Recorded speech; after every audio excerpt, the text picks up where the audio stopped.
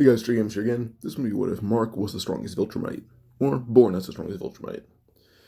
This is part 2. We last left off with, I believe, the conclusion between Mark versus Alan. With Alan being a tad bit stronger, because Nolan was a bit stronger, because Mark reached Nolan levels of strength when he was like 14. So, Nolan had no choice but to get stronger. With this, Alan has almost been beaten nearly to death once or twice by Nolan, so Alan's a lot stronger. He's not like Conquest level, anything like that, but he's like, probably like Craig or Anissa level right now. As I put them below Conquest, in my opinion. But yeah. Because Anissa, all she could do is pin down and rape Mark. And then Conquest put hole through Mark. So, yeah. But still. Now, this story is probably going to be a bit longer, going probably into the comic spoilers, so I apologize, but here's a heads up. So, yeah. So, with this, first, also, I forgot to mention one thing. I did mess up Mark's stats, as I downgraded the hell out of Viltrumites. Oh my god. So, yeah. So, Mark's stats, I put at, maybe, planetary is where I scaled Mark to. No. Already, he is currently the strongest Viltrumite in history at this point in the story, where he just now fought Alan. In my story, at least. But then, I only put him at, 600 times faster than light. You guys may think, oh, that's very fast. No, it's not. Nolan took, a month to cross 1 or 2 galaxies. Probably not. I think it was weeks to cross multiple galaxies. And that takes way beyond 600 times faster than light. I think my calculations were 14,000 times faster than light. And Mark is way above that. So for speed, Mark's over 55,000 times faster than light, which is still not as fast as a Viltrumite can go in the stories. I put Thrag probably about that level right now. I think that's the fastest Invincible character, I believe. Yeah. And for strength, I have the stats somewhere real quick. Oh yeah. For strength, star level. He can just destroy stars. Speed, 55,000 times faster than light. Reaction speed, 60 times 1,000 faster than light. And durability is about multi-sun level. So, yeah. Suns and stars are kind of the same thing, but still. But yeah. Now, when Alan and Mark are talking at the end of the fight, we go on to just... Alan's like, he has to fly to Urath, and Mark just says, here, let me give you a ride. Just give me directions. I can move faster than you can, I guarantee it. With this, Alan gives Mark directions, and within a few hours, Mark had crossed dozens of galaxies. He let Alan go, and he flew away. When Mark arrived back home, he kind of told everyone Alan had the wrong planet all these years. And that kind of made them all laugh a little bit. Not Cecil, he was a bit pissed. Nolan found it funny. So yeah. Now, eventually, Mark ends up taking on the Mars mission. I don't really see differences in this small arc, honestly. But he go on to probably just, when Titan reaches out to Invincible, I switch before between Mark and Invincible when Mark is just being he's Mark, he's not really a hero. I call him Mark. When he's being a hero on Earth, he's Invincible. So yeah. But eventually Titan would reach out to Invincible, and due to Mark already having his blue suit era, even though the thumb doesn't show that, the paint's in blue. So, yeah. Now, when Mark actually mentions you didn't spell Invincible right, Titan's like, you got money for it. Mark leaves reaching into his suit and hands Titan his wallet, saying, pick out all you want. As Nolan's an author, and Nolan's a failed author, and Mark's mom is a realtor. At least in the TV show she is. In the comic, she becomes a realtor right after Nolan leaves. But yeah. But he has money. Plus Mark and Eve kind of make money off just small jokes of hey, turn this apple solid gold, and they make money off of that. Because it's just easy. Plus they don't want jobs, because it'd be really too stressful to balance a job, life, school, family, and being a hero. So, yeah. But still, Titan takes out $1,000, puts it away, hands Mark his wallet back, and then him and Mark just talk about the way to take down Machine Head. But then when Mark and Titan eventually just go in there, they're met by Furnace, Kursk, Megmaniac, Tether Tyrant, Battle Beast, and Isotope. Then I think I can mention who they are off the top of my head. Furnace is a giant fire robot thing. Kursk is the electric guy. We saw him twice. First when he fought Red Rush when he was on that date, and Red Rush tied him up to a pole with just wires. And then he's kind of just the invincible version of Electro. Magmaniac is the guy made of magma. The Tyrant is the guy with tethers coming out of his stomach. We all know Battle Beast. And Isotope is very insignificant, but he's the green guy who teleports. Or green-haired guy who teleports. But yeah. But we start the story more shots to fight off, with the other Tyrant trying to snatch Invincible. But Mark literally just dodged every attack before grabbing just a clutch full of the tethers, and spun him around before flinging him down 5 stories through Machine Head's building with just one hand. So immediately, everyone just grasping how strong Mark is, and Battle Beast immediately recognizes that strength and that speed, plus the way he's flying, he can tell. And Battle Beast just laughs, saying, "Wow, you're a Viltrumite, a strong one at that." And Mark just says, "I'll deal with you later." Kind of like Hajama told Madara, "I'll deal with you later." And the Battle Beast had an annoyed face where he's sitting down on Machine Head's desk saying, "You, if this battle's not good, I'll tear you in half for getting my hopes up." I just looked at Machine Head. Machine Head kind of just said, "Okay, well, let's hope that the Viltrumite, whatever that thing is called, has a good fight." So yeah. Now Titan would try to tank Furnace and Magmaniac's heat, but when it began to melt him, Invincible kind of just crashed right into just Furnace with his palm and just caved in its chest. And with that, Furnace kind of just was just really badly dented and didn't get back up. And Maniac tried to burn him, but Mark literally just stood still for kind of just flying in a circle really quickly, making the magma swirl up. But suddenly, when all the magma was just swirled up, Mark kind of just came in, levitating the tornado he made out the window before flinging it right up in the air and spreading Magmaniac in the sky, mainly in the ozone layer. So yeah, that kind of ended Magmaniac's career. But by the time he's done, Battle Beast and Kursk were ready to fight, but Titan kind of tackled Kursk, and then Mark kind of just grabbed Battle Beast, holding him back, as he just one-tapped Kursk, which is a flick. So yeah. But as Battle Beast just was able to break Mark's grip, Mark just grabbed him for telling Titan, "You can handle it here, I'm gonna handle this guy." And Mark just flew off into space as fast as he could. And Battle Beast would try using his mace, but Mark was holding him by his wrist and just broke them both. Then he just smirked as he just flew straight into the sun. And Mark was able to tank the sun for a while. By the time he's done, he flies out of the sun, his suit's pretty badly destroyed, but Battle Beast just uses to teleport out of it. As he arrives back in his home world, his fur destroyed, and his body, he's nearly dead at this point. Or, I'm pretty sure she's not immortal, but still, he's close to it. So, yeah. But he's just kind of like, barely alive. Like, he has like the entire, like pre-Rose Meruem stance, where he's like missing most of his limbs except for one arm. He has that stance and just yells, "That's the best fight of my life," even though it wasn't really a fight, it was just a man strangling him in the middle of the sun. So, yeah. But yeah. When Mark came back, he basically kind of just uses a rag from, not a rag, but kind of torn off piece of Battle Beast suit as like a mask covered from the nose down. And then when he landed, he just sees Machine Head's head shoved through a wall. And, well, Mark kind of just pulls Machine Head back, opens his face, and takes out a chip, as he had told Cecil what he's going to do, because Cecil still reaches out for Mark and Nolan's help. So he kind of tells Cecil he's going to be doing this for now, so don't reach out to him. Cecil asked him for the chip, though. But yeah. Now when Titan had basically left, Mark was about to fly off until Robot and the rest of the Guardians had arrived. When Robot arrived, Rex kind of just laughed, saying, "Wow, did you do all this?" As he kind of started looking at all the knocked out villains. And Mark says there's another guy, but he left him in the sun. Robot kind of just opens up kind of like a small compartment, pulling out a backup suit that's yellow, as it was just one of Mark's old suits that expands. Because he ended up leaving it at a scene by accident one time, and, well, the government kind of holds on to that. Just because it's superhero gear. Mark takes it, puts it on, doesn't really like it, but he has it. And immediately Rex kind of laughs at it, because it was meant to fit smaller Invincible. Like, it expands, but not enough from how big Mark has grown. The suit was meant to anticipate, like, canon Invincible size, not a 6'4" beast.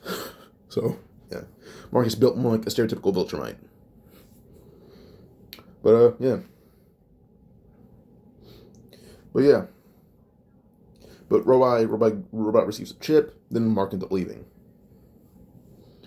Mark goes with William to look at colleges, but this time Eve tags along since she wants to explore outside of the city. Now, this one, she isn't part of the New Guardians, and neither is Mark. Mark just still isn't really big on the group things unless it's with Eve or Omni-Man. But also, Eve just doesn't really have a relationship with any of the Guardians. She doesn't know any of them and doesn't really want to. So, yeah. Well, she knows some of them. Like, she doesn't have an interest in being friends with them. Like, it's not because she doesn't like Rex or anything. Well, she doesn't, but because like, oh, Rex cheated on me. I'm like being on a team with him. Then they never dated. It's more like, I was on a team with these guys, and I'm not really too fond of them. Like, they were okay, but it's gonna be a mess if I'm with them. So, yeah. But yeah.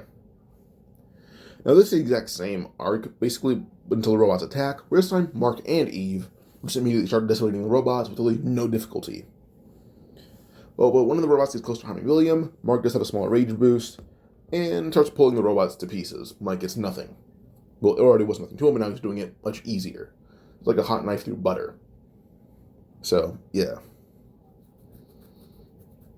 But eventually, when Mark goes to kill one of them, Eve basically told him, "Don't do that. I'm already fixing the ones you threw around." And she starts turning them, turning the technology into restraints by just altering their not their molecular structure. So yeah. Now with this, the rest of the arc's kind of the exact same, but also due to Eve kind of seeing these robots around, she's kind of exploring everywhere she can, and would find William's potential boyfriend earlier, so that guy's kind of just fine. He's not really too hurt. At the minimum, he can't walk, so his brain was still tampered with, and that kind of included some of his motion. So yeah. But now we also have Cecil, who confirms that Omni-Man was the one who killed the Guardians, and then he just kind of just is like, I need to confirm that Eve and Mark weren't involved, because he knows how strong they are.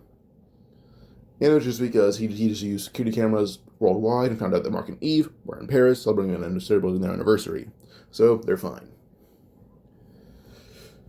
But since they're clear, Cecil still sends a kaiju after Nolan, but to keep Mark and Eve away from it, he just stages multiple robot attacks all over the world. So Mark and Eve are out handling that, but the robots are honestly just causing destruction of property, and not really any murders. So Mark and Eve are pretty easily stopping them because they're just low-level versions of just criminals. So yeah. Also, the Mulder brothers getting out, Robot is able to reach out to them and have them create clones of just each other. And the clones are out causing mayhem, and the clones are very low-level. They're dumbed down by a lot. The reason the Mulder brothers aren't doing these kind of clones is because they're really stupid and don't last long. So, a stupid and not really too powerful lackey is not the best thing. So, yeah. By the time they're done, though, Mark and Eve go find the kaiju, as Nolan had just finally tore its head off. But now, the Immortal that had no time for the Immortal to fly towards its Omni-Man, and Mark arrives with Eve. There's some time to hear the Immortal yell, like, why'd you kill us? We considered you a friend. And Mark immediately knows the Immortal isn't lying, simply because Omni-Man is going for quick and lethal blows, so he'd shut up. Because he knows that Mark is watching, and if Mark turns on him, the fight's over. If Mark turns on Omni-Man, he's gonna die.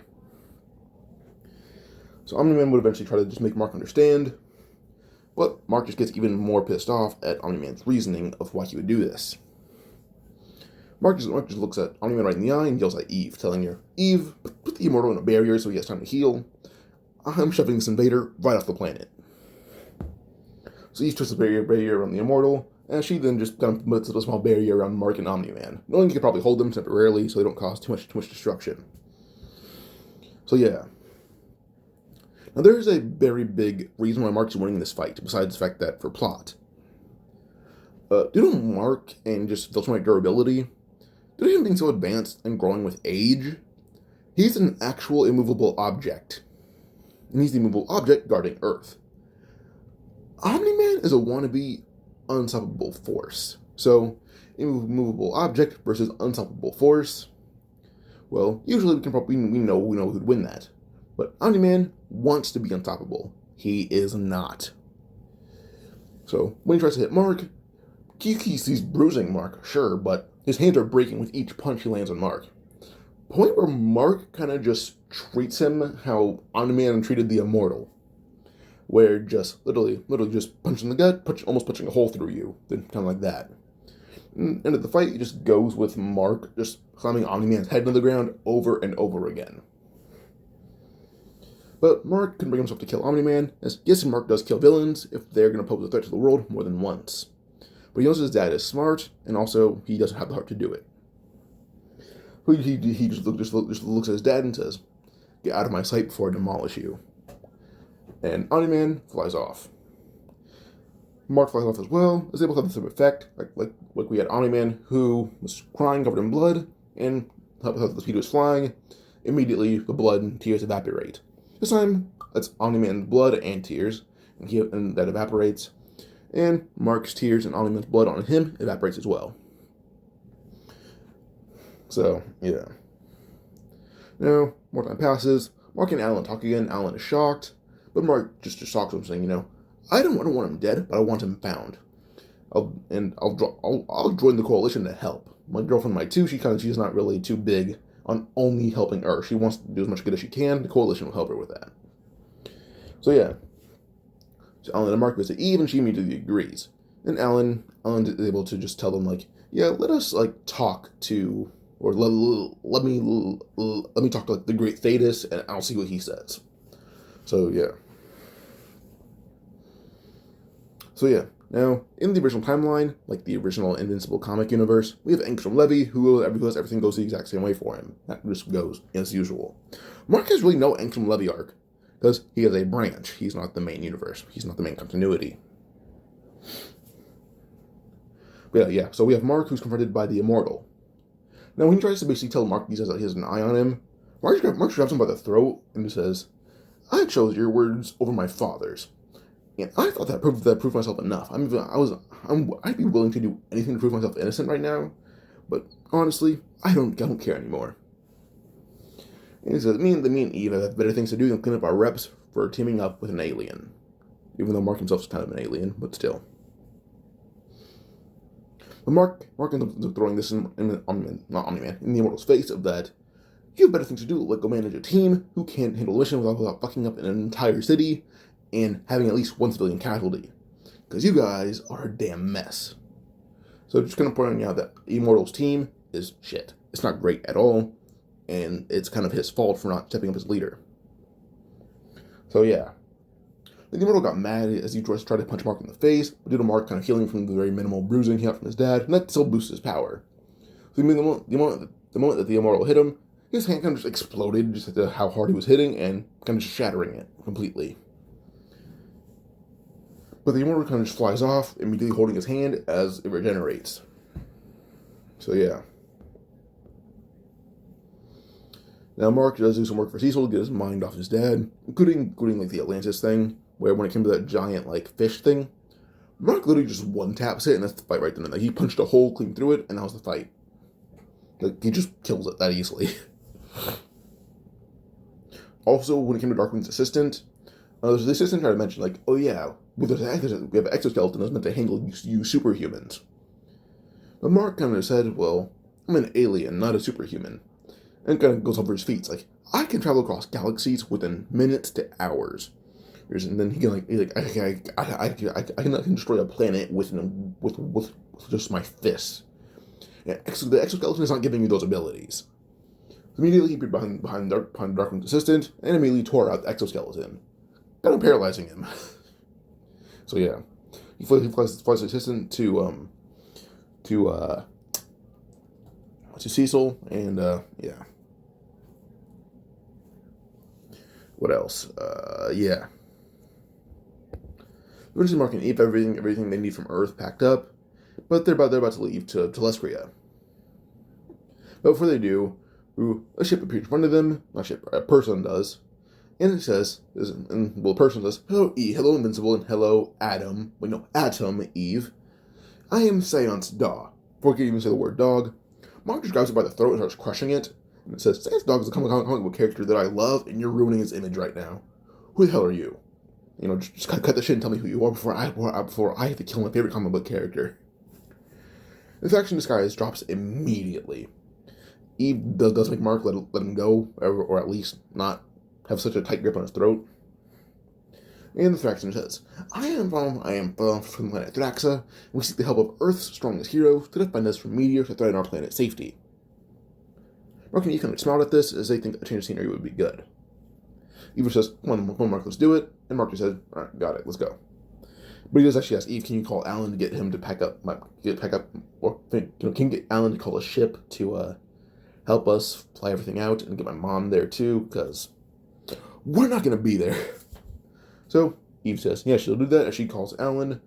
And then Mark just grabs onto the Thraxan ship and just says that he'll just give him directions. He can fly faster than any ship in the galaxy or in the universe. Well, Thraxan just starts telling Mark directions as Mark flies away. Also, Eve is not aware of what happened with Alan versus the Viltrumite. He's strong, but he can handle maybe one Viltrumite. He can handle one or two average Viltrumites. 3 is overstepping it, because 2 is his limit. 2 is pushing his limit a little bit. 3 is just, he's going to end up the same way he did in canon. Viltrumites are just going to be a bit more roughed up. So, yeah. But Mark flew off, Eve coming in not too far behind. So, yeah. So Mark ends up pushing the ship most of the way. Eve's kind of holding on to Mark most of the time. And he turned the 2-week trip into about 3-4 days. So, yeah. They arrive, and Mark and Nolan have this encounter with them hugging each other and talking. And as they talk, Mark even finds out about Oliver. But while Mark comes questioning Oliver, Lucan, Thula, and Cran arrive. Cran is a fodder character I made up because of the third Viltrumite who's unnamed. And I don't, if he's named, I couldn't find it. But Cran, just because it seems like a very typical Viltrumite name. Plus also Crayon, and Viltrumites are kind of stupid sometimes. People eat crayon. It's very hard to explain, but still. Oh, yeah. But the 3 Viltrumites arrived to recruit Invincible and kill Nolan. Now, Luke in charge for the city, but Eve just turned his Viltrumite higher into pure osmium and combined it with titanium, weighing him down a little bit. Osmium is pretty heavy, just individually, as a 1x1 cube. But then an entire 6'3" suit made of pure osmium combined with titanium is going to be a really heavy thing. So yeah, even if Lucan isn't slowed down permanently, even when he gets his speed back, Eve just turned the surrounding area to stone, and then to the point where she's made a hole to the center of the planet and made Lucan fall into it, killing him right then and there. So yeah. Now Thula would charge Mark, but he just dodged a ponytail attack, grabbed it, tore it right off her head, and punched her just clean away from the planet. Point where she's another planet away. So yeah. Let's say he punched her from Earth to Mars distance away, and that's the fight right then and there. Thula isn't dead, but she's too terrified to fight Mark again, because in one punch, he utterly embarrassed her. So yeah. And Cran just looked at Nolan, and he just ran, Cran ran at Nolan, but Nolan kind of grabbed him and started crushing his head. Cran barely escaped that, and he flew off too, but he's very badly injured. So yeah. Now Nolan look at the ground, tearing up as he sees the destruction of just planet Thraxa, and just yells at Mark, why am I feeling this way? He was just ranting, saying, I'm a conqueror, I should not feel this way about a simple bug planet. But he looked at Mark, and Mark seemed a bit more pissed than he was. Mark just grabbed Nolan before flying straight into the ground and eradicating the nearby city that was just completely dead. He just burned it to ash with how hard he slammed Nolan into the ground. And Mark just yelled, saying, you should have felt this from my mom when you called her a pet for all the innocent lives you took in the past.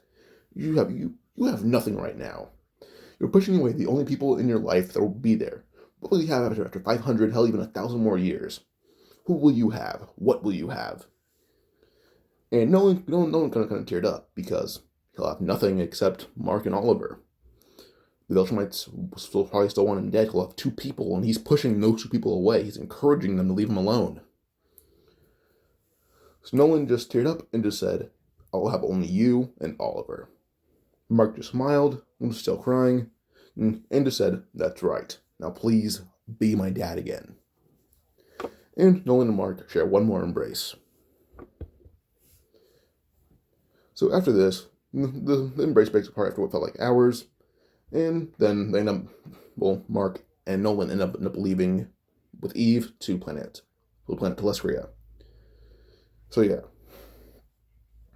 Now, when they get to the planet, Alan was in a cast from the neck down.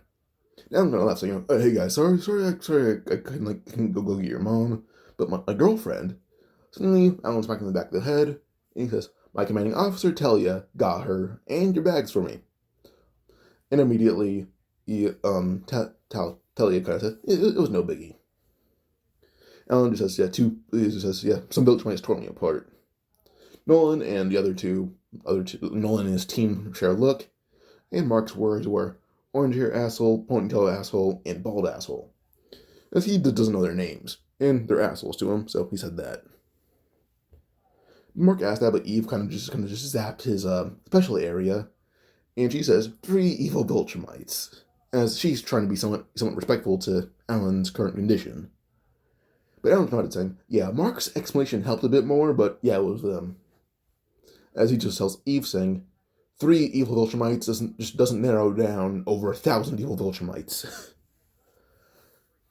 And Eve kind of just sighed, but just acknowledged Alan was kind of right.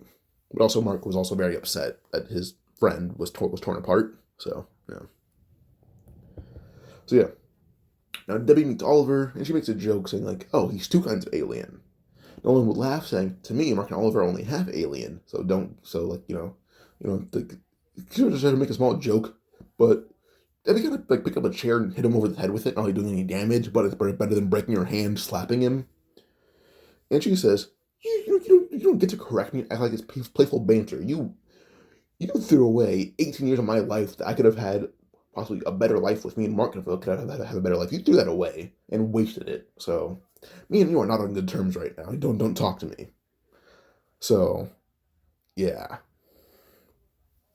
Pause. Okay. So with this, Mark ends up flying to Earth to say goodbye to William, and then, because Eve wants to go say bye to her parents, because he never really did.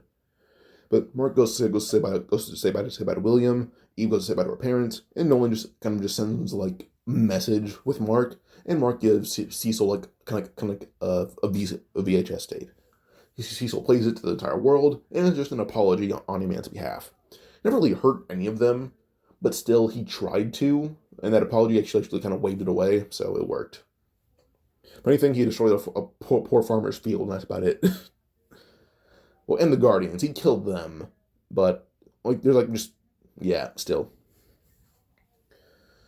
And Mark, before he leaves, can't really, he feels that he can't leave the Earth undefended, so he kind of just leaves his number with Donald, clone/robot Donald, because I can see Omni-Man still killing real Donald. And it tells him, only when dealing with aliens and world-ending threats. Call me if you're dealing with aliens or world-ending threats. Other than that, don't talk to me at all. And if you give my number to Cecil, I will erase this country off the face of the earth. I swear to God. So yeah. But yeah. So Mark ends up going back to Telescria with Eve, and mainly because no one else needs their help. So yeah. Now, if you guys are curious about Angstrom Levy confronting Debbie or anything like that, as I said before, Mark is a rare branch off where he's one of the really good Marks. Rarely good Marks. His Angstrom Levy died in the original Invincible universe, because in Mark's universe, Angstrom Levy was a normal guy who was really smart. That's all he was. No powers. That's Mark's Angstrom Levy. Mark doesn't have that. My Mark doesn't have that. So yeah. Now with this, I'm gonna go over kind of just Mark's name now. He's not really called Invincible unless he's on Earth, and right now, he's part of the Coalition. He's not really going to be on Earth. So, yeah.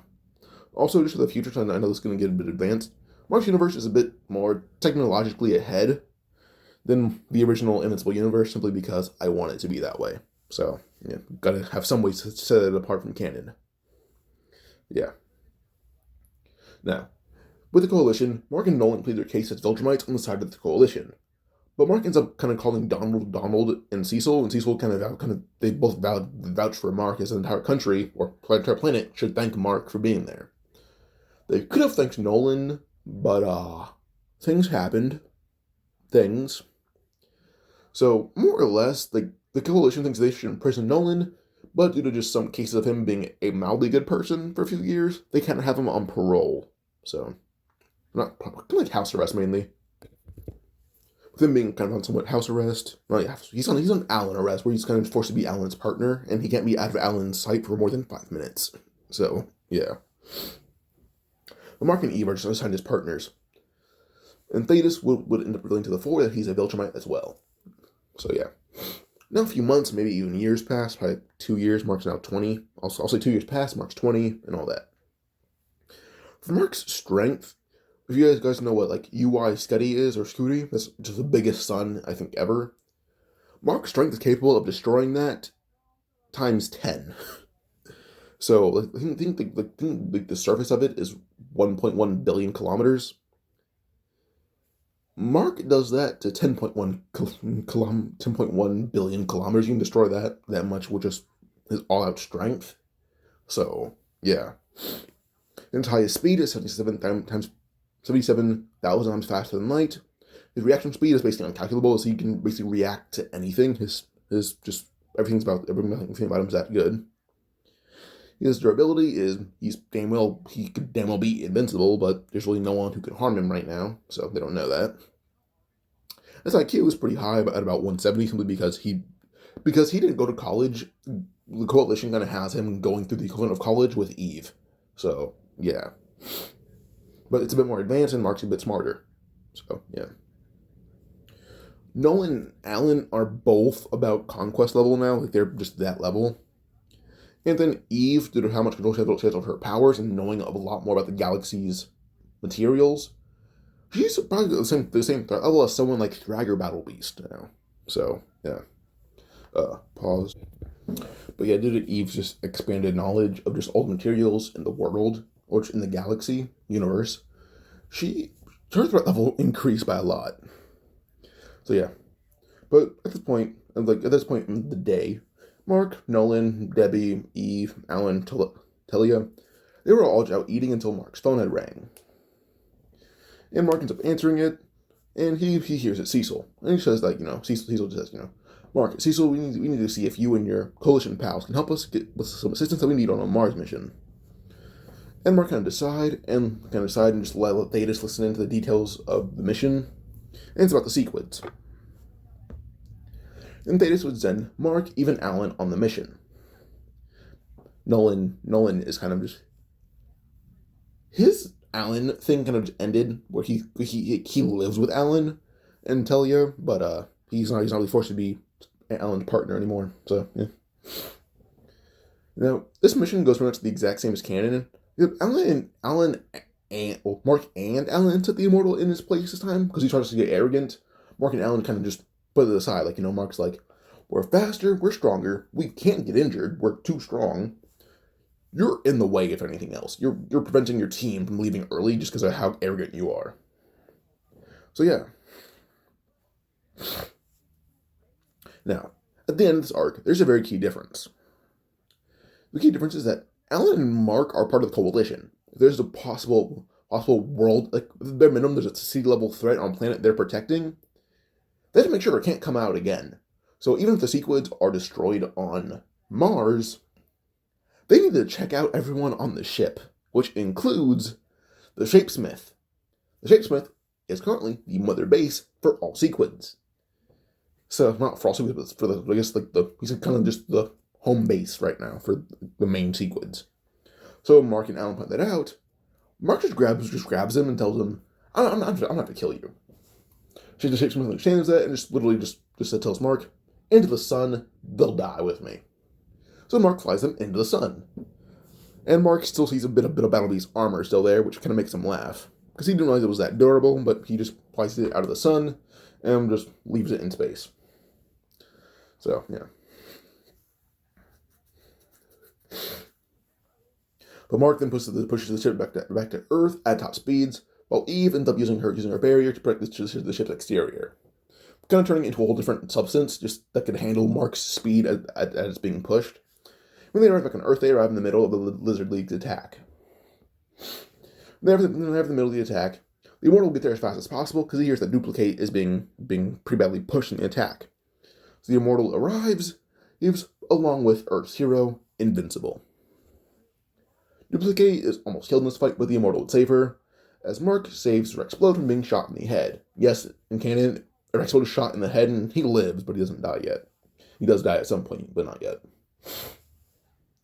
And Duplicate would also somewhat die. Well, she quote-unquote dies, but still. We have the Immortal saves Duplicate as Mark saves, or Invincible saves Rexplode. Gunn really remembered the Lizard League would try to shoot at Invincible, so he realized how much of a dumbass idea that was. Mark kind of just smacked the gun, which ended up smacking the man's arm off indirectly. And Mark kind of just poked the guy in the head, just kind of hard, and that knocked him out. So, yeah. Now, while enraged, the Immortal kind of began killing off the members of the Lizard League, until Invincible stopped him, saying, "You won, dude. Let's let them get arrested." The Immortal will calm down, and as he remembered what happened last time, he tried to hit Invincible. So, yeah. He calmed down, and Mark, Eve, and Alan flew off. More time passed, until they were on Telescria, and Oliver looked about 12 to 13 years old. It hasn't been 12 to 13 years, no, but Oliver ages faster. I think I put it in my math. I think Oliver aged 5 times faster than normal humans. So, hold up.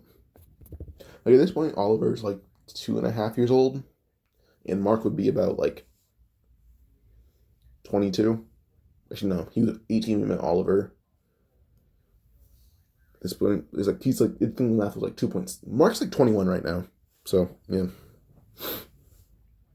But Oliver looks about 12 to 13, and Debbie and Nolan, the relationship's a bit better, and they act more like a certain kind of buddies. And they raise Oliver as if they are a couple because they live together, but they don't act like a couple unless they're with Oliver. Then Oliver actually starts out the story with moral and physical guidance. And Nolan, due to him being king of Thraxa for a little bit, he knows basic Thraxan knowledge. So he's able to raise Oliver with basic knowledge of who he is as a Viltrumite and a Thraxan, but with human morals. So that works out. So yeah. Now, one day, Mark would just be flying back from a mission.